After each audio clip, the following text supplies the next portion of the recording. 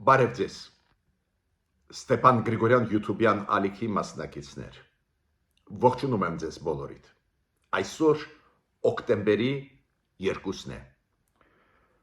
մենք շարունակում ենք մեր աշխատանքը, այս աշխատանքը անչափ կարևոր է սփյուռքահայության համար, արցախահայության համար և բոլոր առանց բացառությամբ Հայաստանի Հանրապետության քաղաքացիների համար։ Այսօր էլ ունենք շատ ու շատ բաներ քննարկելու, ուսումնասիրելու, նաև դրական օրինակներ զարգացումներից ես կբերեմ, այդ ավանդույթը ես միշտ պահպանում եմ, քանի որ մտահոգություններ տարբեր հարցերի հետ կապված շատ են, բայց նաև կան հաջողություններ։ Այդ հաջողությունների մասին նաև այդ թվում այսօր ես կխոսեմ։ Ես մինչև սկսելը իմ այսօրվա ելույթի խնդրում եմ բաժանորդագրվել, կիսվել, լայքել, աջակցել մեր YouTube-յան ալիքին, ես պետք է ձեզ ասեմ, որ այս վերջի ժամանակներս մենք շատերս, ովքեր ունի իրենց YouTube-յան ալիքը, կապնվում է հայության հետ, տեսնում եք մի տենդենց շատ դանդաղ է աշխատում YouTube-ը ու ձեզանից է կախված ինչքան լավ կտարածվի, ուրեմն դուք պետք է անպայման կիսվեք, լայքեք, տարածեք մեր նյութերը։ Պայքար է գնում, այո, ես ձեզ ասել եմ, տարբեր մեթոդներով ամեն ինչ արվում է, որ YouTube-ը Հայաստանում դանդաղ աշխատի, այո, հիբրիդային պատերազմներ, այո, ինֆորմացիոն պատերազմներ ու դրան պետք է պատրաստ լինենք ու դիմադրենք։ Մեթոդը հասարակ է, ակտիվ բոլորս լինենք։ Այսօր էլ ես ունեմ լրջագույն բաներ ձեզ ասելու, դուք գիտեք, որ այսօր Կոպենհագենում, Դանիայի մայրաքաղաքում կանցնի եվրոպական քաղաքական համայնքի գագաթնաժողովը։ Հիշում եք, մի քանի տարի առաջ նախագահ Էմանուել Մակրոնը նախաձեռնեց դա ու հիմա ամեն տարի նվազագույնը 2 անգամ անցնում են այդ գագաթնաժողովները, մյուս տարի ապրիլ-մայիսին կանցնի այդ գագաթնաժողովը Երևանում, մեծ պատիվ է ընդունել այդ մեծ կարևորագույն բարձրաստիճան ֆորումը Հայաստանում, եվրոպական քաղաքական համայնքի, այս անգամ Կոպենհագենում է անցնում այդ գագաթնաժողովը, 7-րդն է։ Հայաստանի վարչապետը գտնվում է Դանիայում, Կոպենհագենում, հասցրեց առավոտ շուտ Նիկոլ Փաշինյանը ու իր սոցցանցերում դրեց այդ ինֆորմացիան, հեծանիվ քշել առավոտ շուտ,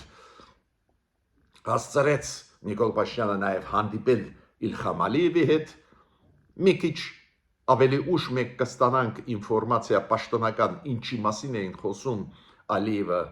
եւ Փաշինյանը, կարող եմ հստակ ասել, որ Ալիևը կբարձրացնի հարցեր կապված Նիկոլ Փաշինյանի ելույթների հետ եւ ՄԱԿ-ի ամբիոնից, ՄԱԿ-ի անվտանգության խորհրդում եւ Եվրոխորհրդի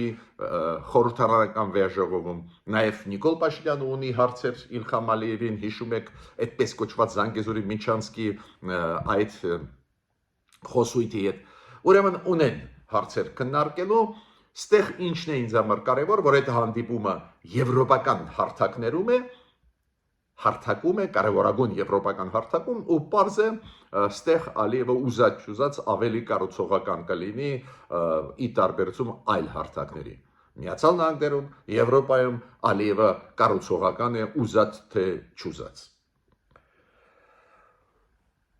Գագաթնաժողովի նիստը մի քիչ ավելի ուշ կսկսվի, մենք անպայման վաղը կխոսանք ելույթների մասին, գլխավոր դերակատարների Եվրոմիության, Գերմանիայի, Ֆրանսիայի ղեկավարների, այլ կարևորագույն Եվրոմիության երկրների ղեկավարների, ինչքան հասկանում եմ այդ նիստում հրավիրված Հայաստանի ղեկավարը ու Ադրբեջանի հնարավորություն կունենան նաև արտահայտվելու,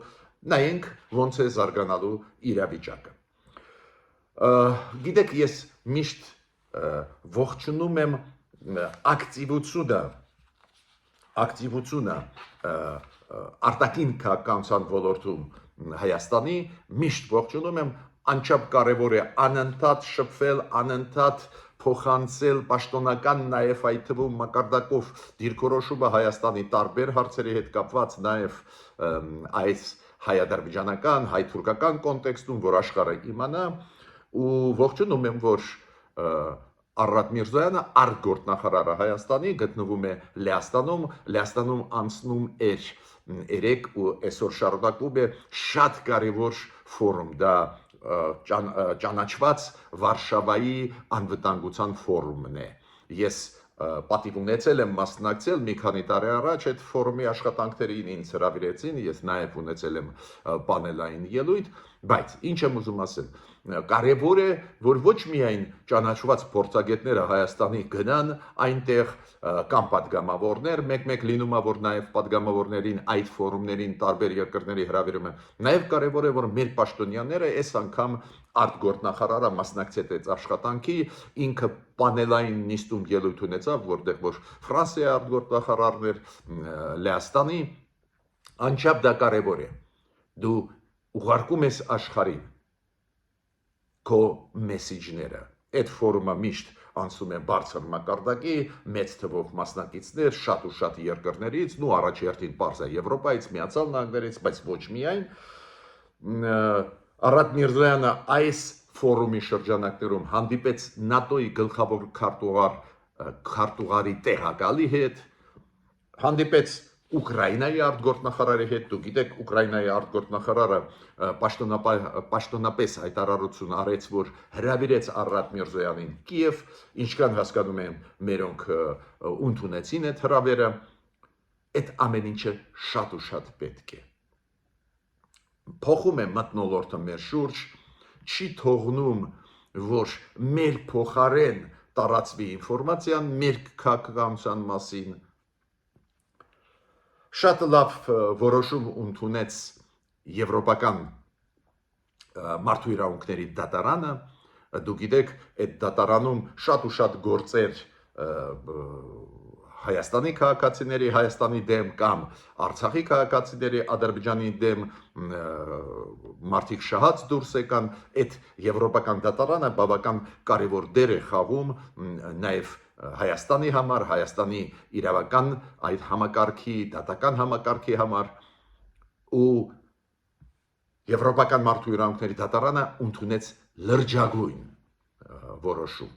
Ադրբեջանը դիմեց, կառավարությունը դիմեց Եվրոպական դատարանին, որ այն նախկին որոշումը, որի համաձայն Ադրբեջանը պարտավորվում էր տալ ինֆորմացիան այն հայ գերիներին գտնվող Ադրբեջանում, դիմեց Ադրբեջանի կառավարությունը, որ այդ պահանջը հանի Եվրոպական մարդու իրավունքների դատարանը, որ Ադրբեջանը պարտավոր է տալ ինֆորմացիան Եվրոպական դատարանին։ Մերժեց Եվրոպական դատարանը այդ հայտը Ադրբեջանի։ Դա նշանակում է Ադրբեջանը մինչև նոյեմբերի 5-ը, մինչև նոյեմբերի 4-ը այս տարվա, մինչև նոյեմբերի 4-ը այս տարվա, Ադրբեջանը պարտավոր է տալ ինֆորմացիան, ինչ վիճակում են գտնվում այն 23 հայեր գտնվող Ադրբեջանի բանտերում,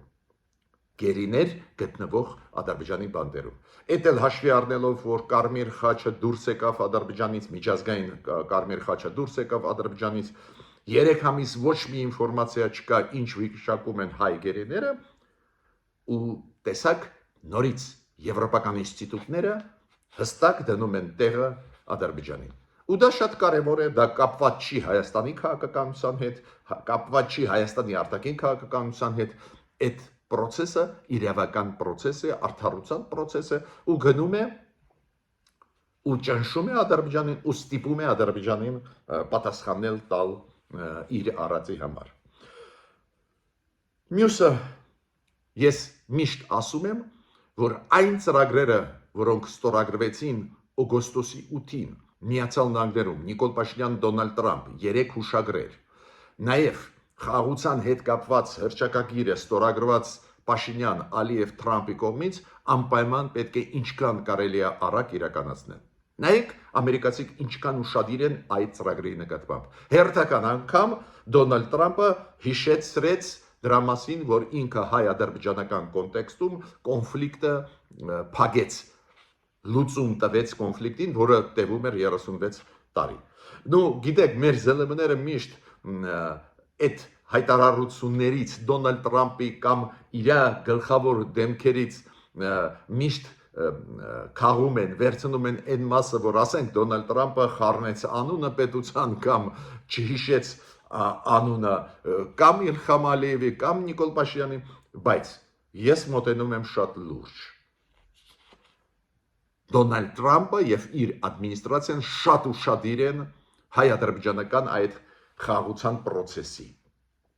բանակցային process-ի, շատ ուշադիր են, համարում են, որ իրանց լուման շատ մեծ է ու շատ արագ ուզում են ստեղ վերջնականորեն հաստատել խաղաղություն։ Պետք է օգտվել։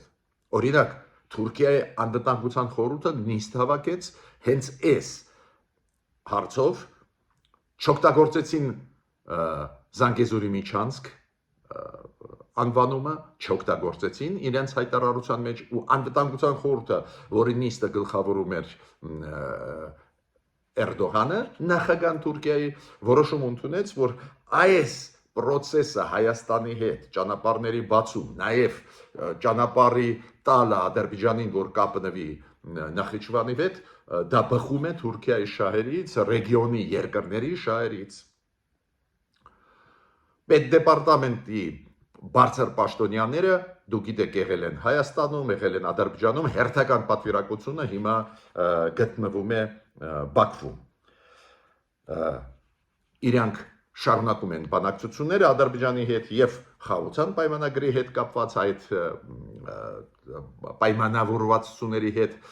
ձեռք բերված Վաշինգտոնում օգոստոսի 8-ին, նաեւ ամերիկա-ադրբեջանական հարաբերությունների կոնտեքստում։ Ինչի ես այդ օրինակները բերում եմ, ասածը Տրամպի, իր թիմի անդամների, իր պատվիրակությունների, որոնք գալիս են Հայաստան, Ադրբեջան, որ իրանք ուզում են աջակցել մտան մեր տարածաշրջանը ակտիվ աշխատում են։ Ուրեմն մենք էլ պետք է ակտիվ աշխատենք, որ այն դրականը, որը կար Վաշինգտոնում, այդ դրականը մենք կարողանանք իրականացնել։ Ես միշտ դրական օրինակները բերում եմ, դուք գիտեք, բավական ակտիվացավ մեր համագործակցությունը օդային ավիացիոն ոլորտում աշխարհի հետ, դուք գիտեք, անցած տարի բացվեց Ուրումչի, Երևան Ուրումչին չվերթը, ավիաչվերթը,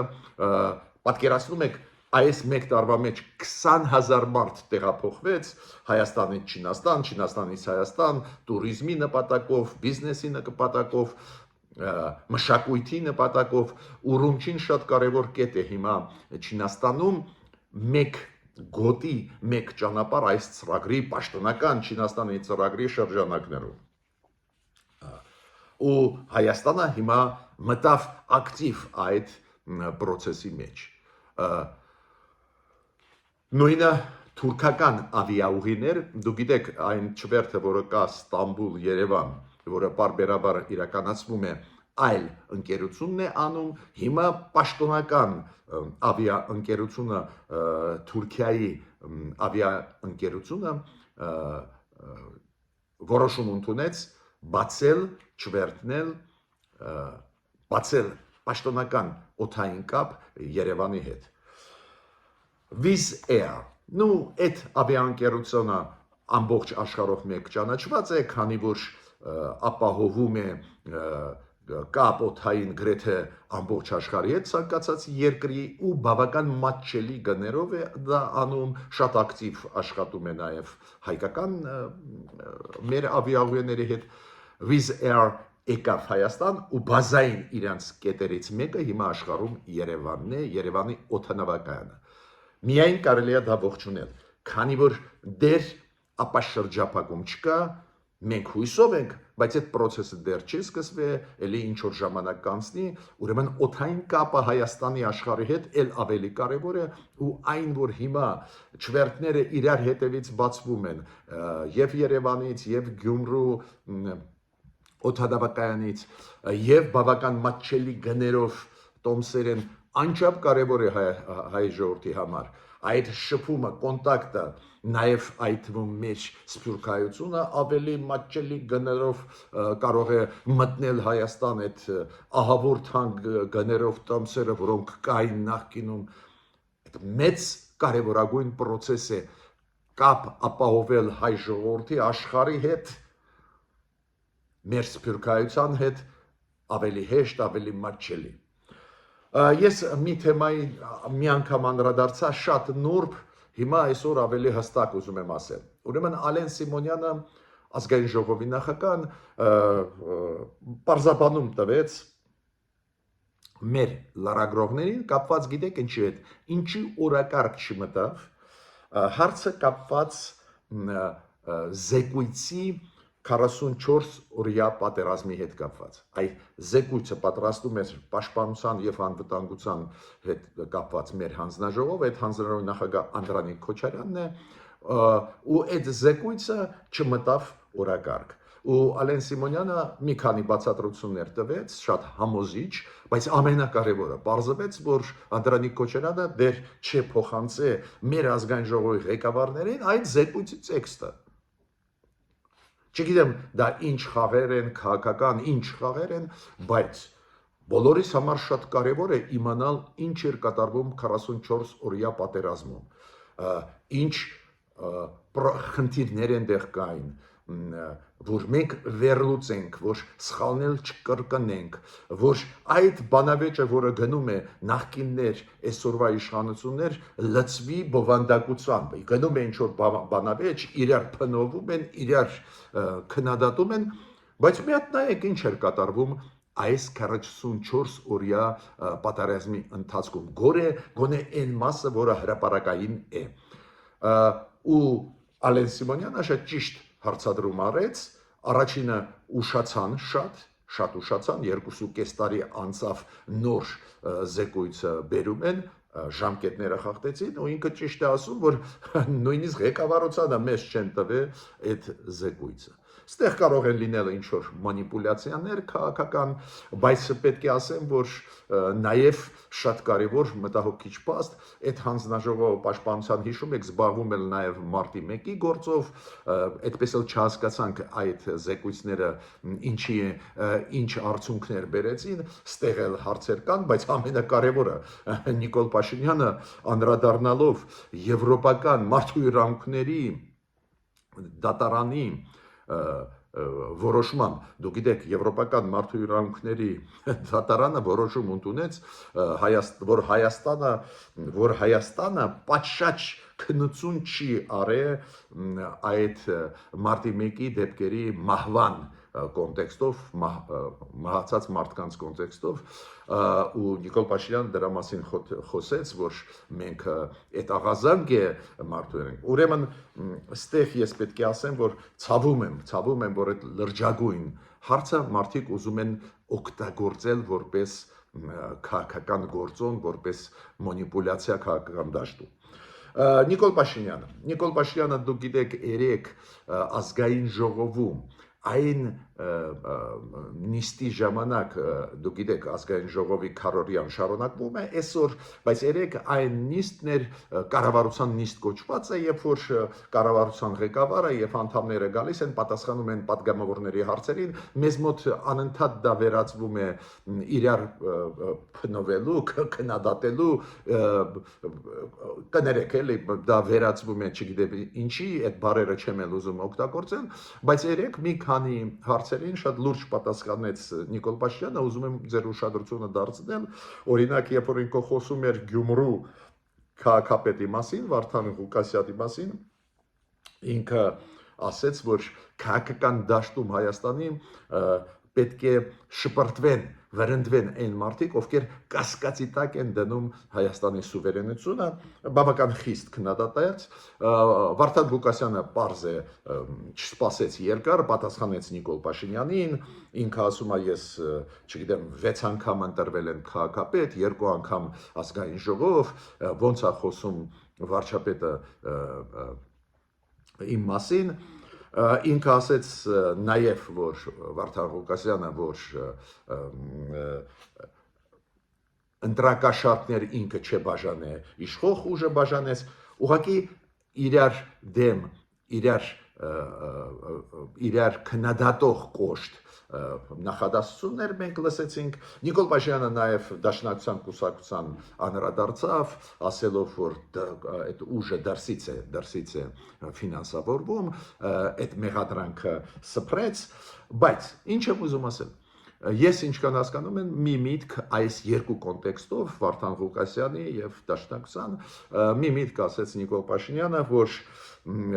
իմաստ ունի այս ձերի ուժերի, որոնք բարձրացնում են կամ կասկածի տակ են դնում մեր սուվերենությունը։ Իմաստ ունի թողնել, որ ընտրարշավին մասնակցեն։ Կամ ինքը ասում է իմաստ ունի ուժերին թողնել, որ ընտրարշավին մասնակցեն, երբ որ մենք չգիտենք որտեղից է գալիս ֆինանսավորումը։ Որտեղից ծագեց այդ միտքը Նիկոլ Փաշինյանի մոտ, պետք է ձեզ ուղիղ ասեմ, որ դա ծագեց հենց Մոլդովայի օրինակով։ Իրոք Մոլդովայում Մայա Սանդուն նախագահ Մոլդովայի ինքը այս Կիրակի օրյա միջև անցնելը իրենց պարլամենտի ընտրությունները ինքը արգելեց մեկ ուժի, քաղաքական ուժի մասնակցությունը, քանի որ կասկածներ կային ու փաստեր կային, որ ֆինանսավորվում է դրսից։ Նո բարձր որտեղից դրսից, որ ասում են, բարձր Ռուսաստանից։ Ինչ եմ ուզում ասել, այդ միտքը, որ առաջացավ Նիկոլ Փաշինյանի մոտ, առաջացավ Մոլդովայի օրինակով, բացի դրանից մենք փորձագետներս հաճախ ասում ենք, գիտեք, ամեն ինչ էլ հասկանում ենք, ժողովրդավարություն, բոլորը իրավունք ունեն մասնակցելու, բոլոր Հայաստանի Հանրապետության քաղաքացիները իրավունք ունեն քվեարկելու, բոլոր քաղաքացիները, ովքեր չունեն երկրորդ քաղաքացիություն, իրավունք ունեն ընտրվելու, ոչ միայն ընտրելու, նաև ընտրվելու։ Ու այդ process-ը պարզ է, պետք է օրենքի շրջանակներում լինի, քաղաքական կուսակցություններ, գրանցված Հայաստանի ռեեստրով, արդարադատության նախարարություն իրավունք ունեն մասնակցելու, ընտրվելու, ֆրակցիա ձևավորելու, բայց օրենքը խստիվ արգելվում է, որ ֆինանսավորում դրսից գա։ Դες օրենք կա, որը սահմանափակում է այդ հնարավորությունները, ինչ ուզենան անեն։ Ու այն փաստը, որ առաջացավ այդ միտքը իշխանությունների մեջ, ես միանշանակ ողջունում եմ։ Պարզ է, այս ինստրումենտները պետք է շատ նուրբ օգտագործես, որ դա չլինի ոնց որ խոչընդոտ ազատ ընտրությունների համար, բայց այնուամենայնիվ այդ խնդիրը կա ու առաջի հերթին ինձ մտահոգում են այն մարդիկ, այն քաղաքական գործիչներ, ովքեր անում են հայտարարություններ ի հակասություն մեր սուվերենության։ Պատկերացնում եք, մարդիկ ասում են, որ օրինակ, այո, մենք պետք է մաս դառնանք Ռուսաստանի։ Այո, մենք պետք է, ասենք, ռազմաբազան հավերժ պահենք Ռուսաստանի։ Այո, չպետք է, ասենք, Թուրքիայի հետ բացենք սահմանը ու անընդհատ մնանք այս շրջափակման վիճակում։ Դա հարցեր են, որոնք շոշափում են մեր սուվերենությունը, ինչի մասին է խոսքը։ Եթե մարդը կոչ է անում, որ ռուս սահմանապահները վերահսկեն Սյունիքի ճանապարհները, ակնհայտ է դա մեր սուվերենության դեմ է ուղղված։ Ոստեղ իրոք իշխանությունները պետք է մտածի համապատասխան օրենքներ կան, համապատասխան ինստրումենտներ կան աշխատելու։ Հիմա, ինչ վերաբերում է մեկ հարցի։ Գիտեք, ես մեր իշխանություններին ինչ եմ ասում։ Ողջունում եմ ակտիվ արտաքին քաղաքականությունը մեր իշխանությունների վերջի 3 տարվա ընթացքում։ Միանշանակ ողջունում եմ։ Հա, այնտեղ հարցեր են առաջանում, Չինաստանի հետ ստորագրեցինք փաստաթղթեր կարևոր Միացյալ Նահանգների, Եվրոպայի հետ տարբեր երկրների կա հակասություն, չկա հակասություն, Շանխայի կազմակերպության անդամ դառնալը սխալ է, սխալ չի, եվրոինտեգրացիայով արագ գնալը ճիշտ է, ճիշտ չի։ Բոլոր հարցերը բարձրացնում ենք, բայց ընդհանուր ես ողջունում եմ այս գիծը ակտիվ աշխատել աշխարհի հետ։ Աշխարհին ասել, որ մենք հայերը կանք, կա այս ձևի երկիր, որը ակտիվ աշխատում է, հրաժարվեց մեկ հովանավոր ունենալու քաղաքականությունից։ Ու անցանք բազմաբևեր քաղաքականություն, Նիկոլ Փաշինյանը ուրիշ բառ օգտագործում է, բալանսավորվող քաղաքականության անցավ, ես համարում եմ, որ դա բազմաբևեր քաղաքականություն։ Ողջունում ենք, բայց մեկ բան շատ կարևոր կա։ Դու կարող ասել, ի՞նչ է, ողջունում եք, հա, գնանք առաջ, ոչ։ Մեկ բան շատ կարևոր կա։ Մենք որ ստորագրեցինք փաստաթղթեր Վաշինգտոնում, այլ երկրների հետ, շատ կարևոր է իրականացնել դա։ Դա քիչ է ճիշտ քաղաքական մեսեջ ուղարկել, դա կարևորագույն մասն է, բայց դա քիչ է։ Դու պետք է իրականացնես։ Օրինակ, այս հարց ու պատասխանի ժամանակ Նիկոլ Փաշինյանին նաև հարցրեցին նոր ատոմակայանի հետ կապված պլանները մեր կառավարության կապված նոր ատոմակայանի հետ։ Ու ինձ շատ մտահոգեց, երբ որ Նիկոլ Փաշինյանը ասում է, մենք ուսումնասիրում ենք տարբերակները։ Ինքը թվարկեց նույնիսկ երկրներ։ Միացյալ Նահանգների առաջարկը ուսումնասիրում ենք մոդուլային ատոմակայան կառուցել ամերիկյան համակարգով։ Ռուսաստանի հետ, Չինաստանի հետ, Ֆրանսիայի հետ։ Դուք կասեք, ինչ վատ բան է։ Ուսումնասիրում են 4-5 երկրների տարբերակները, ամենաապահովը ու ամենաէժանը գնային կոնտեքստով դա կընտրեն։ Պարզ է, առաջերտին ամենաապահոված ռեակտոր, ատոմային ռեակտոր պետք է մենք բերենք Հայաստան, բայց ամենակարևորը անվտանգ ու երկրորդը ավելի էժան որ լինի։ Կարծես թե նորմալ է, բայց Ռուսաստանը այդ ցանկում խի կա։ Հենց մենք պարտվեցինք Լեռնային Ղարաբաղի հարցում խայտարակ ձևով, ճիշտը խոսանք, ինչի՞ կապված էինք ուժեղ մեկ կենտրոնի հետ, Մոսկվայի հետ, Մոսկվան անցավ Ադրբեջանի կողմ ու մենք առանց անվտանգության մնացինք ու կորուստներ լրջագույն ունեցանք։ Ուրեմն բազմավեկտոր քաղաքականությունը իր մեջ պարունակում է գլխավոր բաղադրիչը, ինչքան կարելի է արագ կախվածությունը Ռուսաստանից թուլացնել։ Ի վերջո հիմա գործող ռուսական ռեակտոր կա, ու սովետական համակարգի ռեակտոր կա, Ռոսատոմի հետ աշխատում ենք, 30% տալիս է մեր էներգետիկայի, դա ուժեղ կախվածություն է։ Դու ցանկացած դեպքում պարտավոր ես այլ երկրի ատոմային ռեակտոր բերես Հայաստան։ Հիմա դա կլինի Ֆրանսիան թե Միացյալ Նահանգները, թող ուսումնասիրի կառավարությունը, բայց Ռուսաստանը այդ ցանկում բերել, դա հանցագործություն է։ Ուրեմն, ինչքան կարելի է շուտ պետք է կողմնորոշվենք, որ մոդուլային ատոմակայան մենք բերում ենք։ Ինչքան դու ձգձգում ես, այդ կամ անլուրջ են նայում քո վրա։ Ու երկրորդ ամենակարևորը, բացառելը պետք է Ռուսաստանի տարբերակը։ Ոչ թե վատն են իրանք ատոմակայանները, թե լավն են, այլ կախվածությունը Ռուսաստանից էներգետիկայի ոլորտում 100%-անոց կդառնա, ինչի մասին է խոսքը։ Ու մյուսը Նիկոլ Փաշինյանը նաև խոսեց այդ Զանգեզուրի Միչանսկ եզրույթի մասին, այդպես կոչված շատ ճիշտ ասեց, ու դու գիտեք իր ելույթը ՄԱԿ-ի գլխավոր ասամբլեայում, հետո Եվրոխորհրդի խորհրդանական բաժնում, ԵԽԽԲ-ում, ինչին էին մտված, որ որտեղից վերցնում են այդ տերմինոլոգիան, այդ խոսույթը, այդպես կոչված Զանգեզուրի Միչանսկ, մինչդեռ դա թրիփն է, Թրամփի ճանապարհ, ինքը դա նաև զարգացրեց 3 ազգային ժողովում, ու ինքը ասեց մի բառ, մի նախադասություն, որը շատ կարևոր է, ինքը ասեց, հիմա ավելի ճիշտ է, ես առաջարկում եմ Ադրբեջանին ոչ թե այս տերմինների հետ կապված բանավիճենք, այլ իրականացնենք ծրագրերը։ Այ իմ կոչը կառավարությանը, իրականացրեք ծրագրերը։ Ամերիկացիների հետ Նիկոլ Փաշինյանը ԵԽԽԲ-ին հիշում եք ինչ ասեց, մենք հիմա քննարկում ենք, ամերիկացիների հետ հանդիպել ենք, տարբերակներ եւ այլ, դեր որոշումներ չենք ընդունել, դե գիտեք ինչի մասին է խոսքը, համատեղ ընկերություն, որը կսկսի զբաղվել նաեւ այդ թվում վերականգնման աշխատանքներով Մեղրի երկաթգծի, նաեւ այդ թվում, ոչ միայն։ Այո, հենց այդ կոչը ես ուղղում եմ Նիկոլ Փաշինյանին, ինչքան կարելի է շուտ կողմնորոշվեք, քանի որ ինձ մտահոգում է, որ անընդհատ ես գիտեք ինչ եմ լսում։ Նիկոլ Փաշինյանը ասում է, ատոմային ռեակտորի հարցով մենք ընտրություն ենք կատարում։ Մենք դեռ որոշում չենք ընդունել։ Նույն այստեղ մենք ամերիկացիների հետ սկսեցինք բանակցություններ, դեռ որոշումներ չկան։ Գիտեք, շատ արագ է ամեն ինչ զարգանում, պետք է ինչքան կարելի է շուտ կողմնորոշվես ու հողի վրա աշխատես։ Մենակ պլանների շրջանակներում որ չթողնենք։ Նաև շատ կարևոր պատասխան տվեց Նիկոլ Փաշինյանը կապված ՀԱՊԿ-ի հետ, ես ողջունում եմ այդ պատասխանը, երեք ազգային ժողովում ինքը ասեց, ասում է ՀԱՊԿ-ը, երբ որ չկատարեց իր պարտականությունները Հայաստանի առջև 2022 թվականի սեպտեմբերին, երբ որ Ադրբեջանը հարձակվեց, ինքը ասում է, մենք հասկացանք, որ մենք ինքներս մեր անվտանգությունը պետք է ապահովենք։